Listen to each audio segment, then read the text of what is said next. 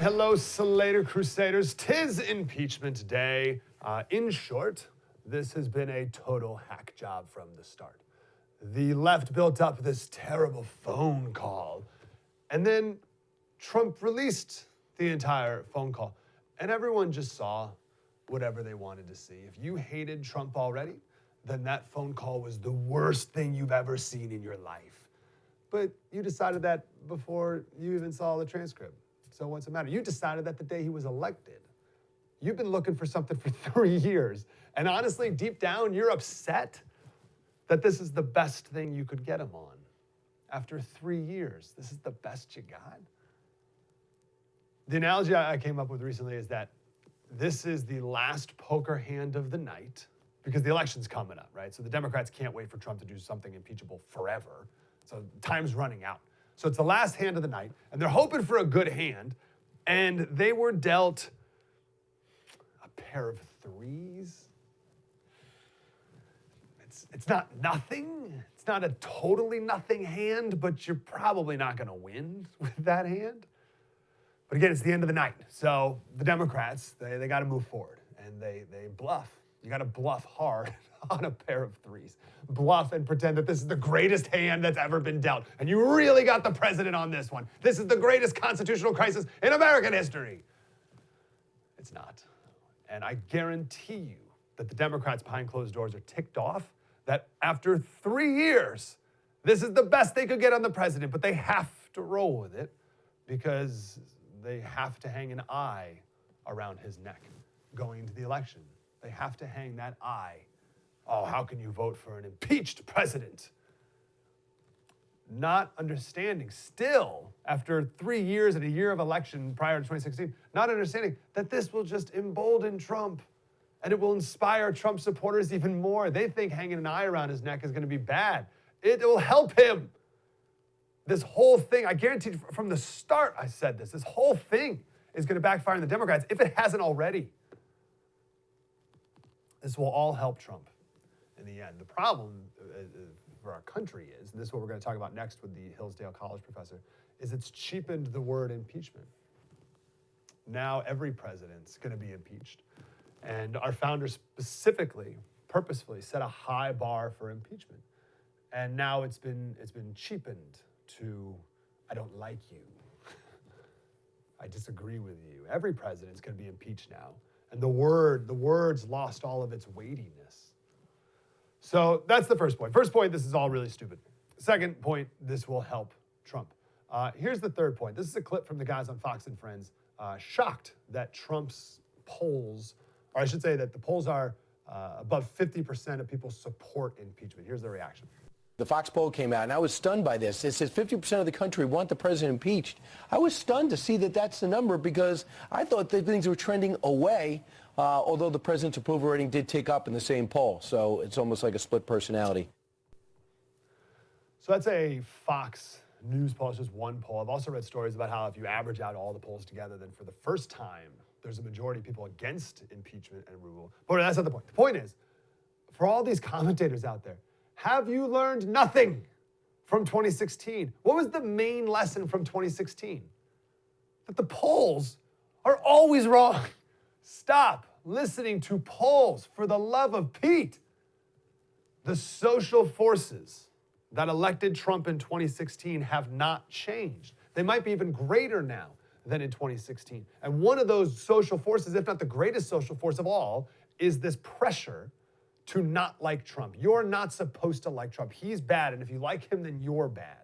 It's the exact same reason why people in 2016, when a pollster asked them who they like, they said to the pollster, Trump, no, Trump's no good. No, very bad. Trump's very bad for America. I don't like him. I like Jeb, big Jeb guy. And then in the privacy of the voting booth, they of course vote for Trump. It's the same reason why people came up to me before the election. And I distinctly remember this happening many times, but one in particular, I'll never forget it. The guy, he asked me, he said, who do you like in the election? He didn't really care who I liked. He was just waiting for me to ask him who he liked. So I said, well, I don't know. What do you think? And he goes like this. I'll never forget this. He goes, I think I like Trump. He whispered it to me. He whispered, I think I like Trump. And I said, that's okay. you can like Trump. But I thought, wow, why do you feel the need to whisper this?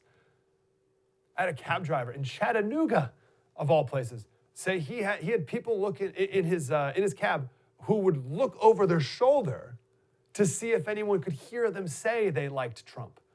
In a cab. They were the only one in the cab, but they were so used to looking over the shoulder, or they felt like they needed to look over their shoulder just to be certain before they say something so blasphemous like they support Trump, that they just had to double check that no one was secretly in the cab that they didn't know about, right? In a cab, in Chattanooga, of all places. So it's the same thing going on here. A pollster calls up and says, hey, do you support impeaching and removing the president? And the person can say, oh, yes, very much.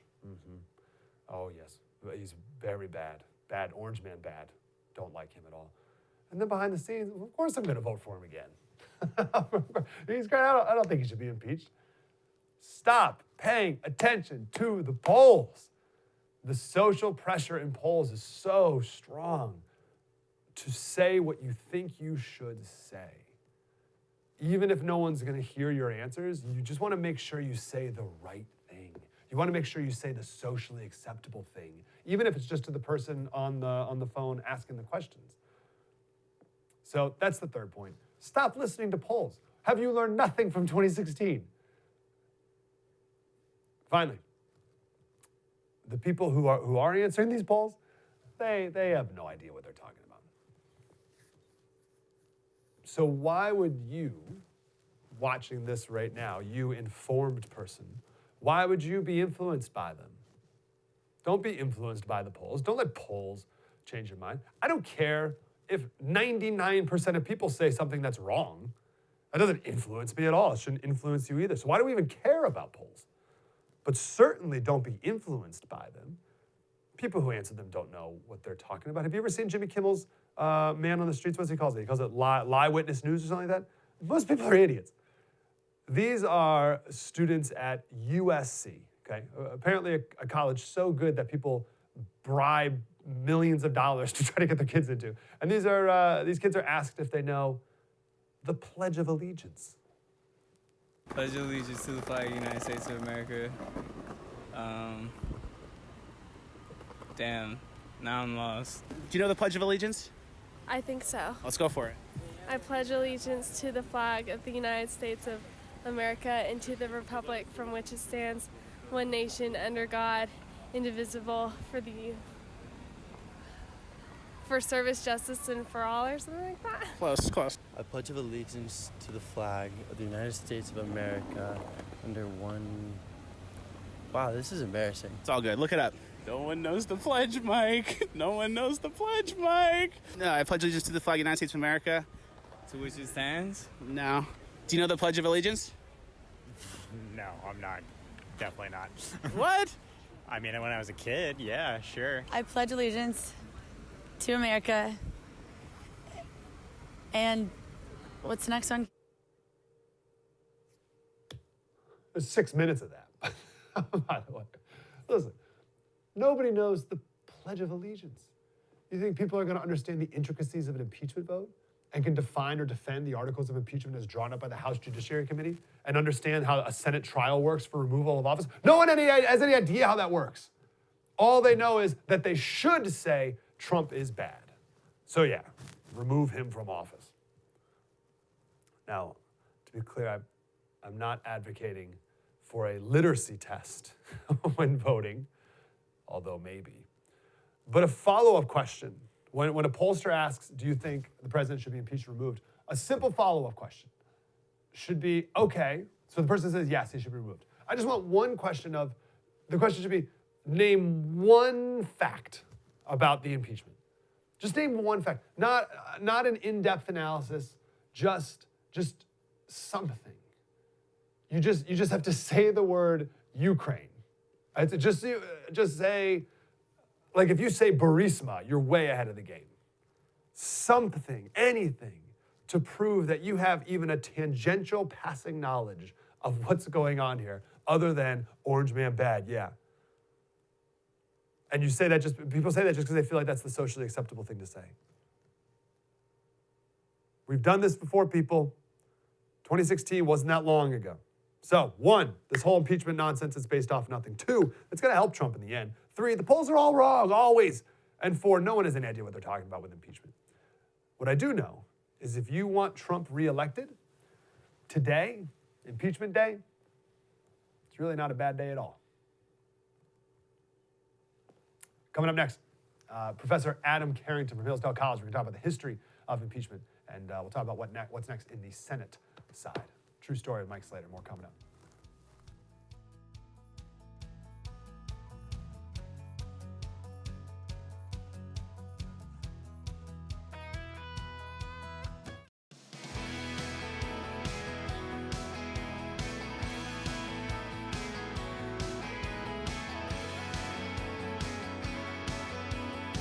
Hey, Cider Crusaders, welcome back. I want to get back to some impeachment talk, but I like to do this from a historical perspective. So to do that, we're going to talk with Professor Adam Carrington from the great Hillsdale College. Professor, how are you, sir?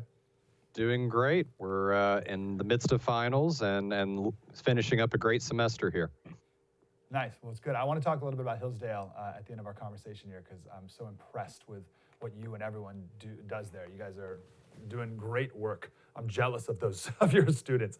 I want to talk about the current impeachment situation right now, but can we go back a bit? I remember Professor Turley, the law professor who spoke, I guess it was a week or so ago.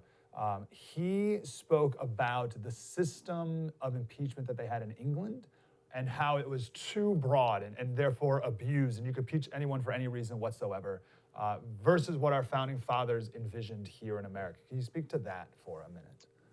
Right.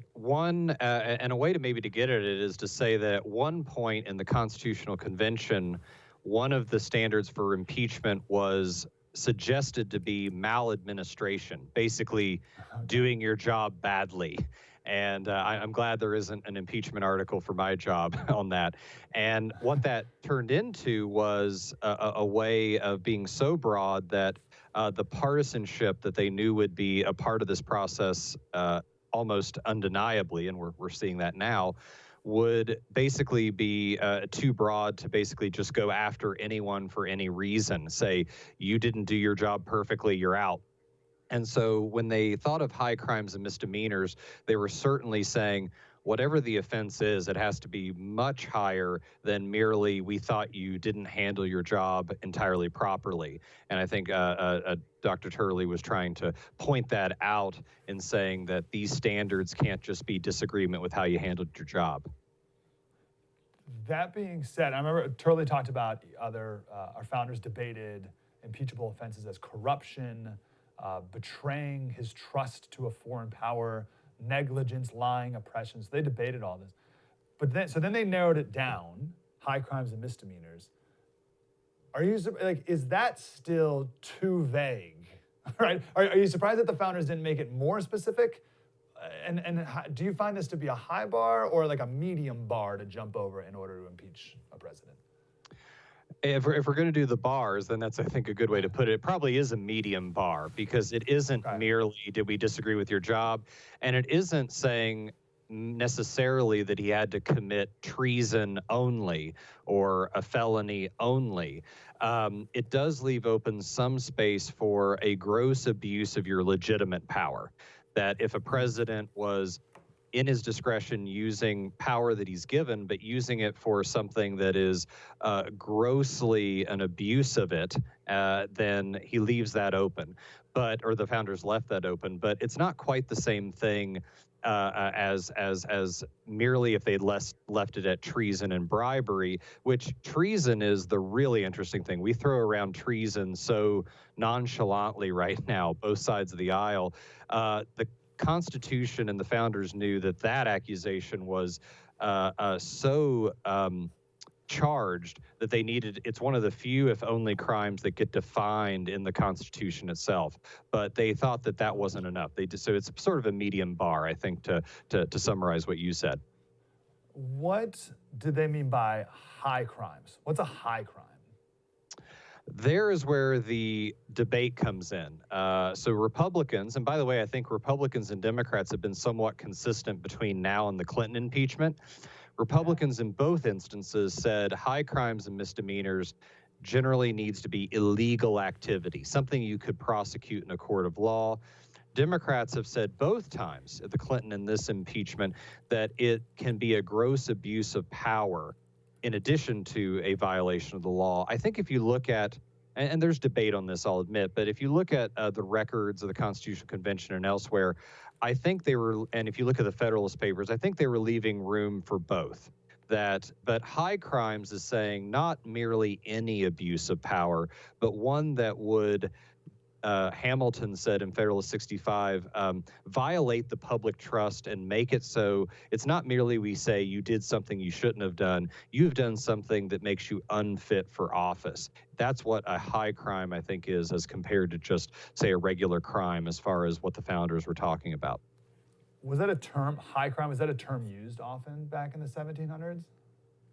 It was used, and used even in the English context. And in general, I mean, there's some debate over this, I'll admit, but in general, it was seen to include more than just technically a felony or a misdemeanor, like a parking ticket, the way we see it now. Its meaning, though, tended in the impeachment context to have a political meaning in England, what would Parliament think is a gross abuse of power? And in our context, what would Congress think is a gross abuse of power? So you sort of mentioned this with Clinton. Are you surprised that this process hasn't been so politicized, that every president hasn't been impeached just because we don't like them? This seems like, my perspective is that's kind of what's happening now with Trump, and if this happens, it's kind of what will happen for every president moving forward. Are you surprised it's taken that long to get to this point, to devolve? It is amazing that it's only been late 20th, 21st century that we've had two within now 20 years or so. And I think that one thing, the founders admitted in the Federalist Papers that this was susceptible of partisanship, and that giving it to Congress was a risk there. At the same time, I think it shows how politically unhealthy our situation is, and in a way that is not quite as bad, actually, but comparable to the closest we came to removing a president, Andrew Johnson, which was in the shadow of a civil war. Talk about an unhealthy political situation.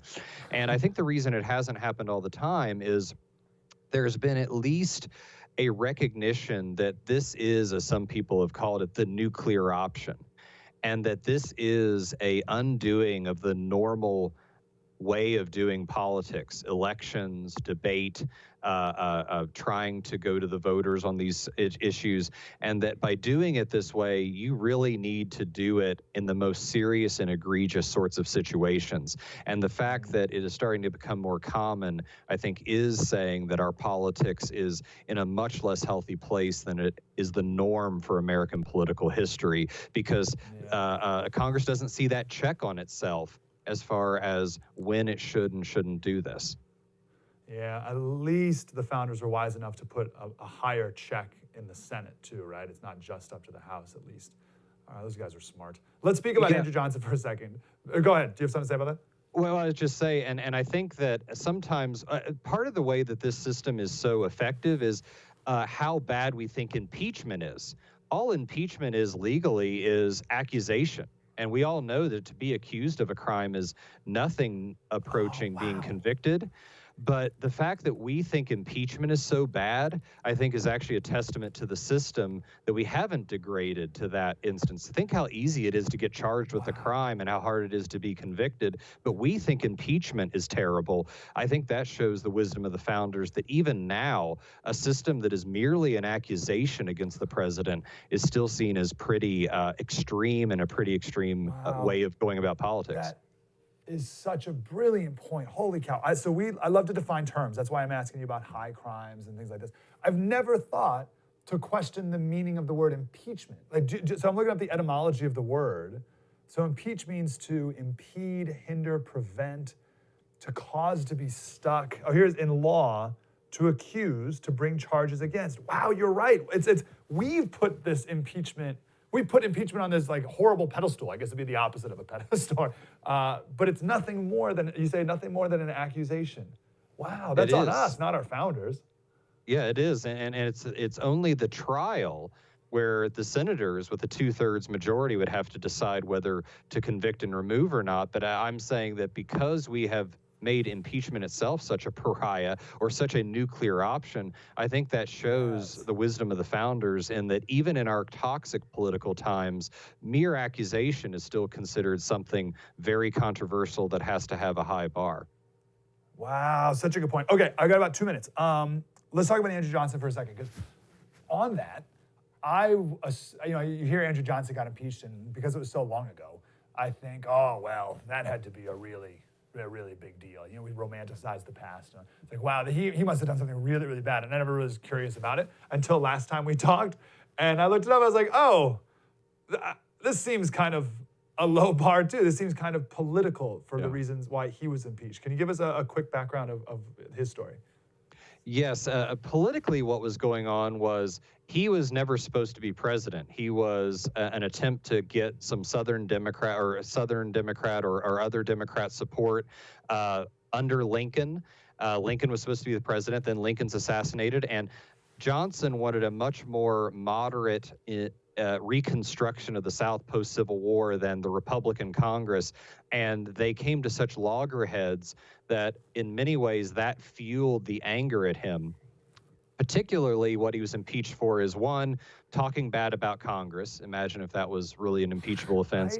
Right. And the other is violating what was called the Tenure of Office Act, which is where Congress basically tried to take away the power of the president to fire and hire his own cabinet officials, and impeached him for violating that law, which I think is itself constitutionally problematic. So there was a lot of partisan bickering that was underneath, and never forget that it's in the shadow of the Civil War. Talk about tensions running high. Yeah, at least there was some sort of genuine debate about that, right? Like, does Congress have the power to take away, like, so it was can the president fire his cabinet member, or can only Congress fire him? That was the question, right? So at least there was does Congress have to agree with the firing? And I think if you go back to the founders, I mean, this is a separate issue. If the president is supposed to be responsible as the head of the executive department, he should have control over firing anyone in his department, and this is, I think, important for other debates even today. And I think Congress, because of their frustration, was trying to cabin in the president's legitimate power even in that instance. All right, very good. Okay, let's bring it today. So, your final thought on what's next, politically and/or constitutionally. Where do you see this going in the next, say, like 2 weeks or so? I think the House will probably vote for articles of impeachment by a party line vote. I think the Senate trial will be quick. It will be also a party line vote comparable to the Clinton impeachment. And then the question is going to be, how much does both sides make of this in the 2020 general election, and how much of a problem? And on one hand, impeachment is not overwhelmingly popular. At the same time, it's more popular than it was for Bill Clinton's impeachment. So it'll be very interesting. I think Democrats would make a mistake to make this the campaign issue. At the same time, in some ways, I think we're going to end up just moving on to other issues after this is done. You say quick trial. Who decides whether or not it's a quick or a long trial? Would that be the Chief Justice who presides over it, or would that be Mitch McConnell, who's the head of the Senate? It would be Mitch McConnell. They really have large control over how they conduct their trial, and they've already indicated they want this to be a quick, not elongated process. And by the way, the Clinton trial was not that long either, so they have some precedent for that beyond just this instance. Adam Carrington, not the last time we're going to talk, sir, if you'll come back with us. I am, again, jealous of not only Hillsdale students, but the students who sit at your feet. Thanks for giving us a couple minutes, brother. It is a great to be on here, and we've got a great school here. Wish anyone could come here as well. Yeah, and what's the website for Hillsdale? Hillsdale.edu. And by the way, we actually have online classes if anyone's interested that anyone can take for free. So that's at least some chance for others who have come here to do something with the college. I'm right now listening to the course on Genesis through Hillsdale. Oh, that's a great course. Which is fantastic. So thanks for that. Professor, we'll talk again. Thank you, sir. Thank you. And next time we'll talk about Montesquieu as well. He taught a course on Montesquieu, so we'll talk about the relevance of him today as well. Professor Adam Carrington right there. We'll be right back.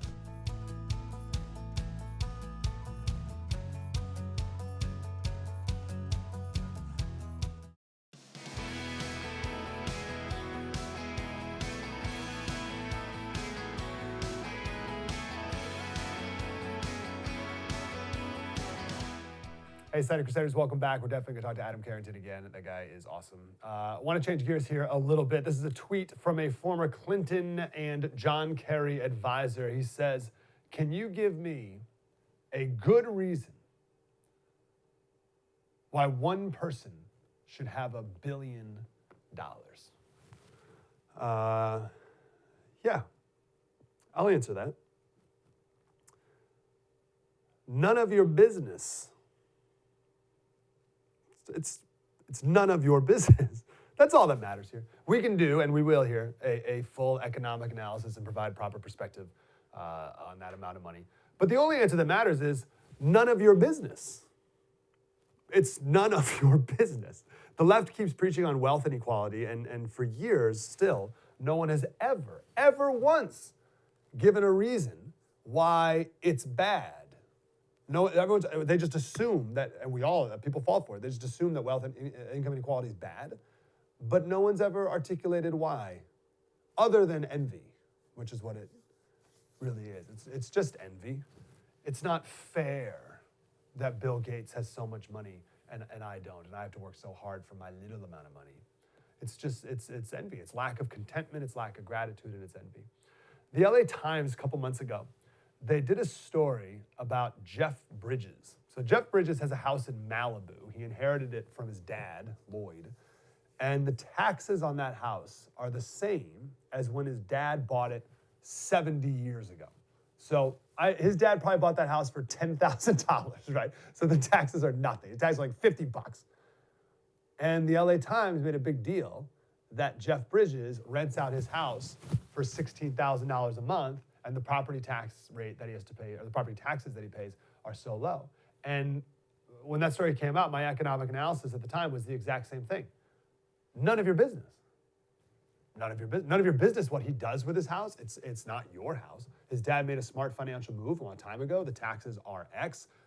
They should stay X for as long as he stays in the family's possession. Stop being so greedy. That's the point. You stop being so greedy, LA Times.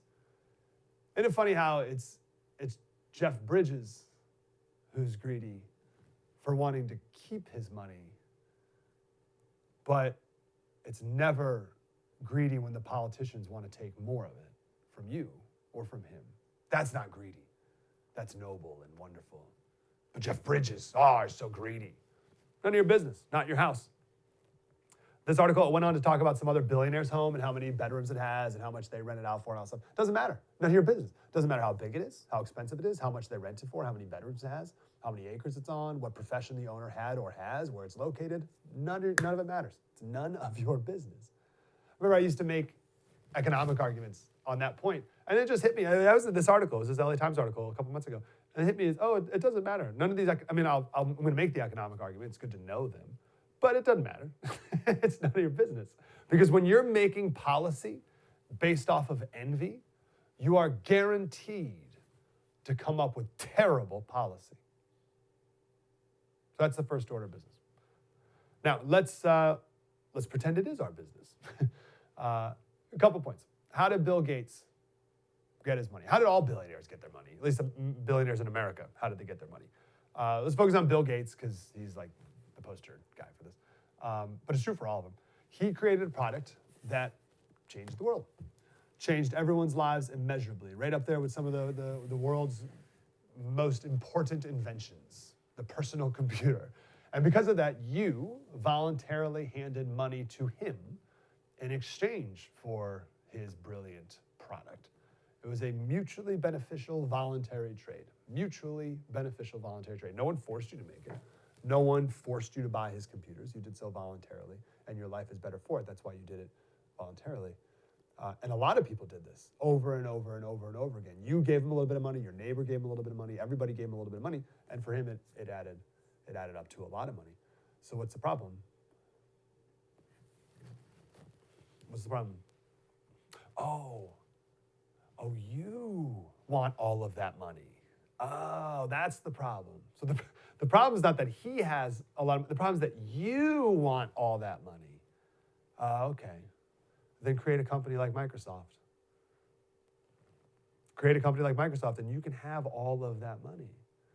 And I know, because you're so noble, that you wouldn't accept a paycheck of more than $50,000 a year. I'm sure you wouldn't. You would make a product like that, you would make a huge company, and you'd top out at 50K.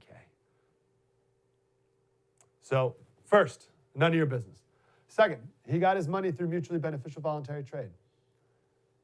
Third point, if he is not the man who should have $1 billion, who decided that you should be the person who decides who has and who doesn't have $1 billion? And then a side point of this is, why $1 billion? Why'd you make that as the marker? Is 999 million okay for you?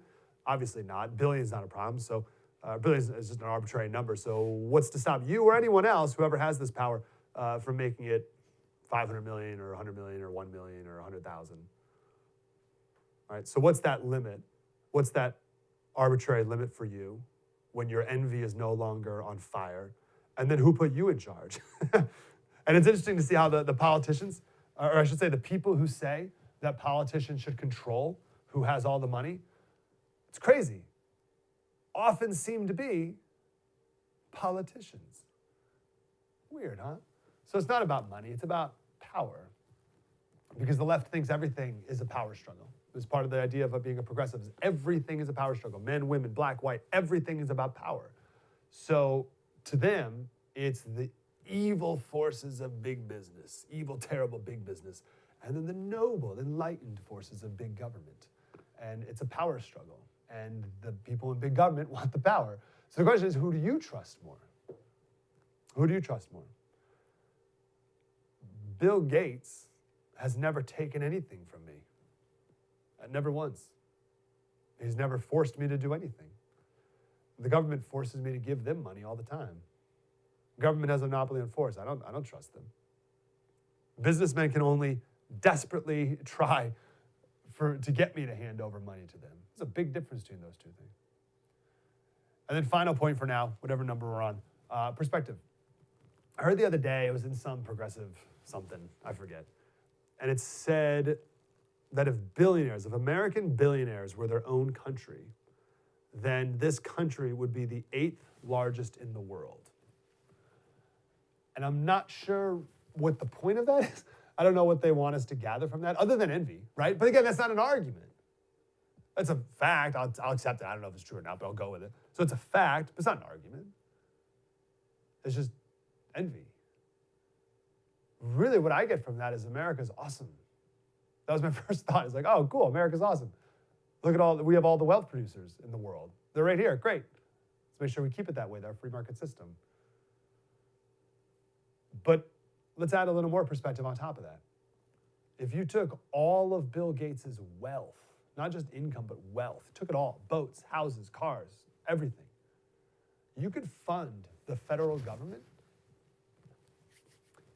for about a week. I feel like progressives, they have no sense of this perspective at all. They think if you took Bill Gates' wealth, you could fund the government for 100 years. They think that Bill Gates has all the money and the federal government just has this little bit.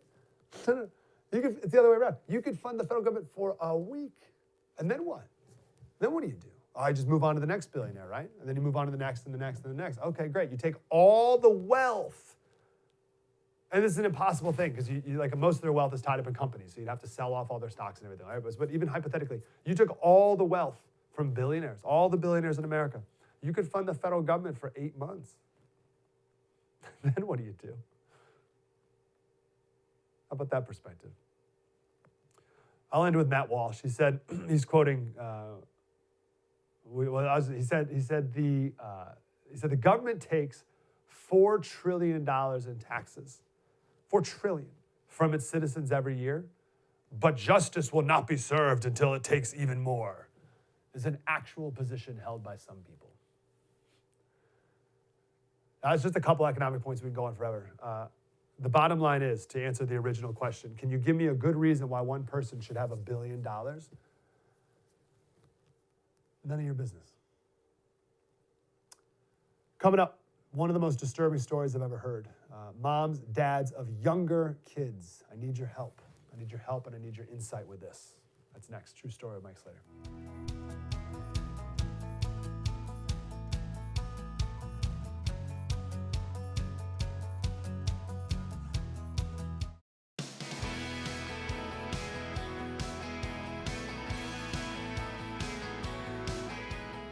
Hey, Side Crusaders, welcome back. This is one of the most disturbing things that I've ever heard, but it's really important, especially if you're a mom or a dad of a young kiddo. And I'm gonna need your help in this story as well. And it's disturbing, but it's real life. So a 37-year-old mom spent 7 days online pretending to be an 11-year-old girl. And she wrote an article about what she learned. Here's what she did. She posted a picture of herself. She digitally altered it to make her look young, make her look 11. And she put a picture on Instagram. And she wrote, "V excited," the young kids say very, "V excited to see my friends this weekend at Carly's party. ILYSM," which I had to Google. I love you so much. And then a bunch of emojis and then hashtag friends. All right, so she puts that picture. It's just a basic, just a selfie of her face, like nothing more. And she put it on Instagram. And then sat there and waited to see what would happen. Within 1 minute, 2 messages came in. Within 2 hours, 15 messages. Now, we don't need to go into the great detail of how these perverts were trying to groom this 11-year-old. But like clockwork, every pervert did the same thing very quickly. Wow, you're beautiful. You must be a model. That fast. The term's Instagram boyfriend, never heard of this before. It's what these sickos would push on these girls. Will you be my Instagram boyfriend? So, and you know where it goes from there. So, one thing I'll share here, even if this doesn't turn into a physical interaction, these disgusting men, they're not men, males, go graphically into what they want the girls to do to them. And this girl's 11 and they know it. And he's describing sex acts and all the rest. This potentially could be a child's first sex talk, and it shouldn't be with a man who wants to rape her. So point number one, of all the social scripts that exist in our world today, we use that term a lot on this show, social script. It's our culture, it's the cultural forces, it's the momentum, it's the river, the current that's just dragging us down, and we're riding it most of the time, we don't even know it. So one of the things we do on the show is we try to be aware of these things, these social scripts that are around us, so that we can question them and usually do the opposite. But one of the worst social scripts that exists today is that it's embarrassing to have a sex talk with your kids. Every movie, every TV show talks about how terrible and awkward and horrible and awful it is. And do it. Do it. Have the talk. Get over yourself. This whole I'm so scared. Dad, man up. Oh, it's awkward. It's so hard and difficult to talk to. No, here's the deal. If you don't do it, that pervert will. It's either you or him. I think the devil tells us that we have this option because the devil doesn't want you to have the sex talk with your kids. So the devil tells you, don't do it. It's going to be so hard and embarrassing, and tries to get you to coward out, because that's what it is. You're being a coward if you don't have it. But the devil tells you, if you don't do it, everything will be fine. Your kid will figure it out on his or her own, and everything will be great. And you say, oh yeah, you take the easy road. You're like, oh yeah, they're right. The devil's right. I'm not gonna have the talk. It'll be fine. He'll figure it out. No. Those aren't the options. The options are you have the sex talk, or that pervert online has it. man up and do it. And it's amazing how few people do. I was with a group of men a while back, around my age, and the question came up, whose parents with them had any talk at all about sex? And no one's hands went up.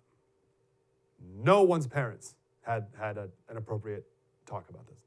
Everyone cowered it out. Every single parent was a coward. Isn't that amazing? Why? Why? Now maybe, and I don't think this is true, but maybe we got away with it, our generation, and it's because we didn't have the internet. We didn't have a situation, an app called Instagram where you can put an 11-year-old girl can post a picture of herself and a bunch of sickos come and start saying the most disgusting things possible to her. We didn't live in that world. The stakes are much higher, men, dads. The stakes are much higher. So the guy sends the most awful things to this girl, and the girl's talking back to him like she's 11, and she's not. Here's the other thing too: she didn't solicit any of this. She didn't hashtag some weird thing. She didn't go to some weird corner, like deep recesses of the internet. It was a normal selfie hashtag friends.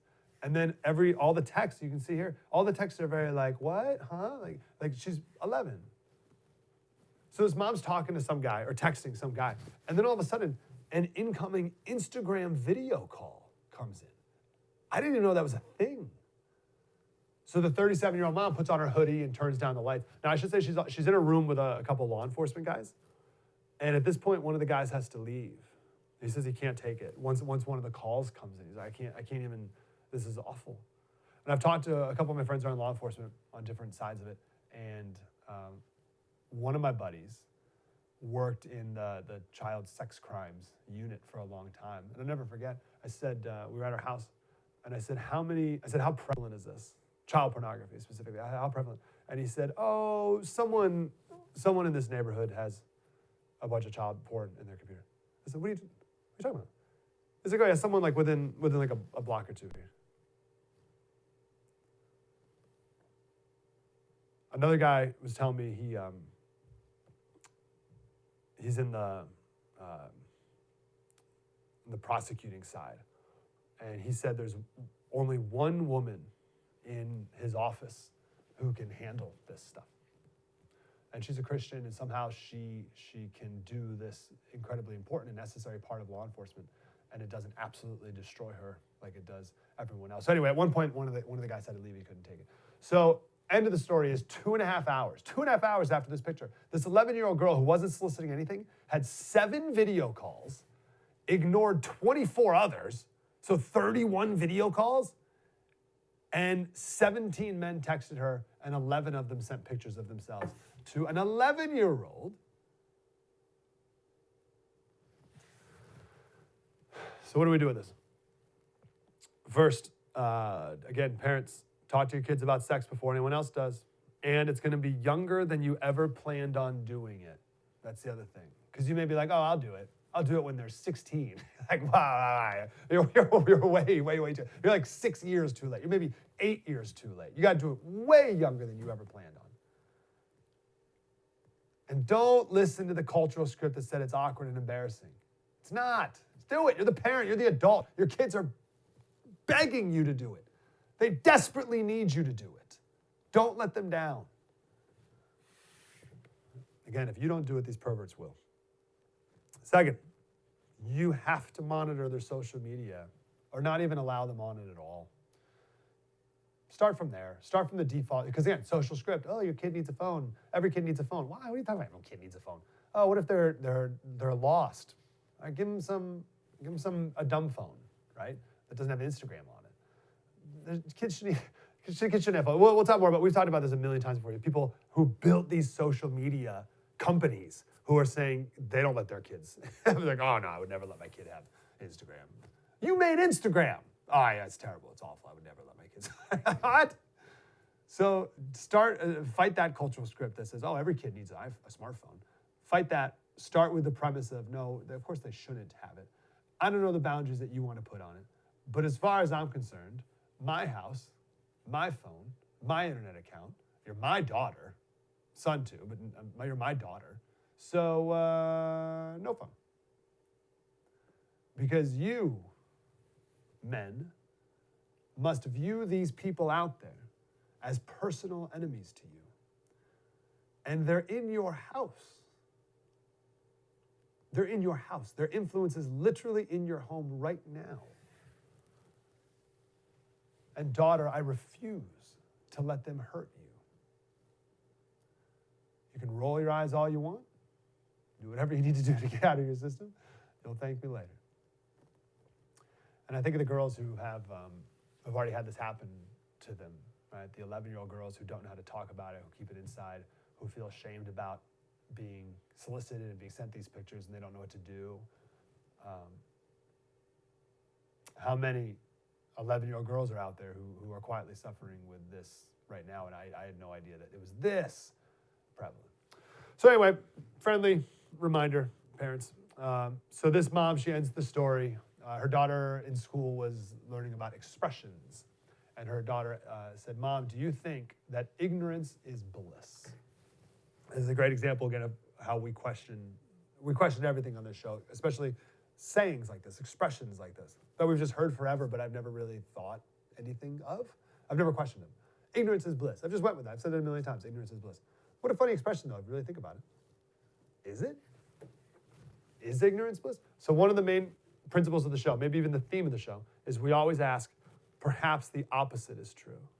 With everything, with political things, with life things, with parenting things, everything. Every cultural question, every cultural conclusion, I should say, we say perhaps the opposite is true. Not necessarily the opposite is true, but you got to question, maybe the opposite of this thing is true. So I'll just give you an example from earlier in the show. We talked about impeachment.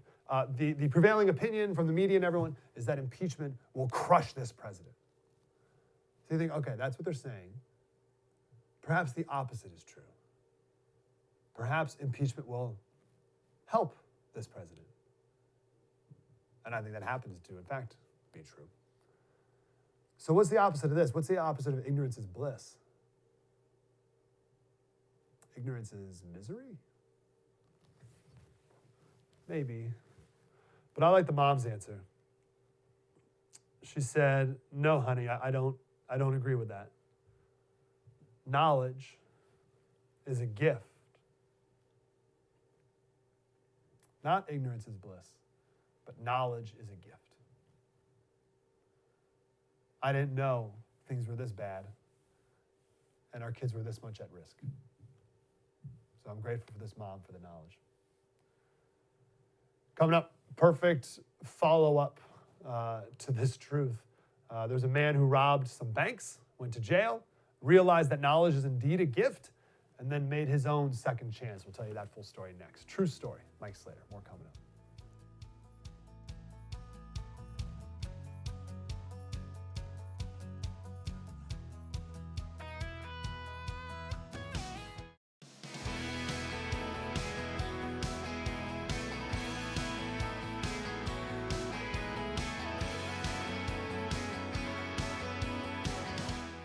Hey, Slater Crusaders. I want to wrap up with this story right here. First, we'll start with a quote from Tucker Carlson. He said, "It's very hard when you're succeeding to see your own flaws. It's very hard because everything about the experience reinforces what you're doing.